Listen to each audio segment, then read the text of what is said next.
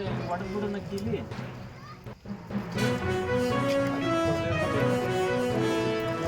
ಅಂದ್ರೆ ಮೇಂಟೆನೆನ್ಸ್ ಮಾಡ್ತಿರಲ್ಲ sir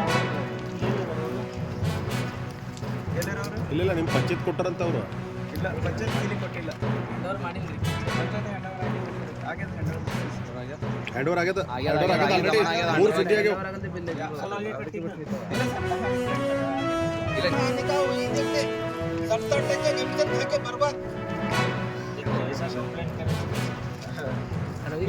property अगर जान कर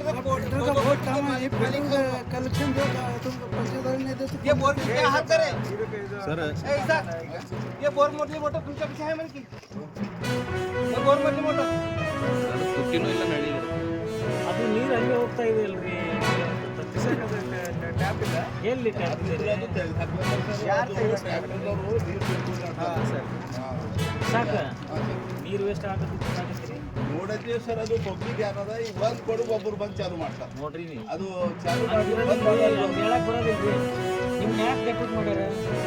ನೀವು ಇರೋದು ಇದಕ್ಕೆ ಪಂಚಾಯತ್ ಇದ್ರ ಸಲುವಾಗ इनका काम सर ನೀವು ಇದ್ರ ಸಲುವಾಗಿ ಇರ್ಬೇಕು. ನೀವು ಯಾಕೆ ಸರ್ ಅದು ಬಂದ್ ಮಾಡ್ಕೊಡಿ. ಎಂಟೈರ್ಲಿ ಬಂದ್ ಮಾಡಕ್ ಹೋಗ್ಬೇಡ್ರಿ. ಟ್ಯಾಪ್ ಯಾರಿಗೆ ಒಂದು ಟೈಮ್ ಫಿಕ್ಸ್ ಮಾಡ್ತೀವಿ ಅಷ್ಟು ಮಾಡ್ರಿ.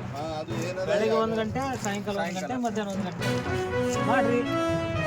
ನೀರು ಯಾಕೆ ವೇಸ್ಟ್ ಮಾಡ್ತೀರಿ? ಅಲ್ಲೇ ಚೀಟಿ ಹಾಕಿ ಅಲ್ಲೇ ಇದು ಮಾಡ್ತಿರೋದಕ್ಕೆ ಬೆಳಗ್ಗೆ 2 ಗಂಟೆ ಕೊಡ್ರಿ, ಬೆಳಗ್ಗೆ 7ರಿಂದ 9 ಗಂಟೆ ತನಕ ತುಮಾರಿ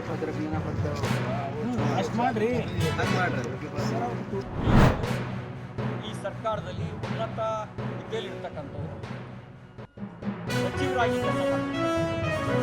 ಹಾಗಾಗಿ ನಿಷ್ಪಕ್ಷಪಾತವಾದ ತನಿಖೆ CIDಯಿಂದ ಆಗೋದಕ್ಕೆ ಇವ್ರು ಬಿಡ್ತಾರೆ ಅನ್ನೋ ವಿಶ್ವಾಸ.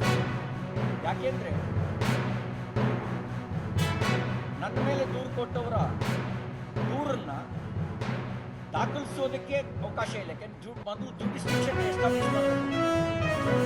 ಅವರು ವಿಧಾನ ಪರಿಷತ್ತಿನ ಸಭಾಂಗಣದಲ್ಲಿ ನಡೀತು ಅಂತ ಕಾರಣಕ್ಕೆ ಪೊಲೀಸ್ ಸ್ಟೇಷನ್ಗೆ ಹೋಗ್ಬೋದು.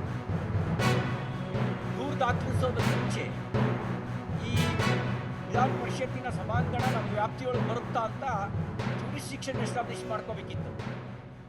ಅದನ್ನು ಕನ್ಫರ್ಮ್ ಮಾಡ್ಕೊಂಡು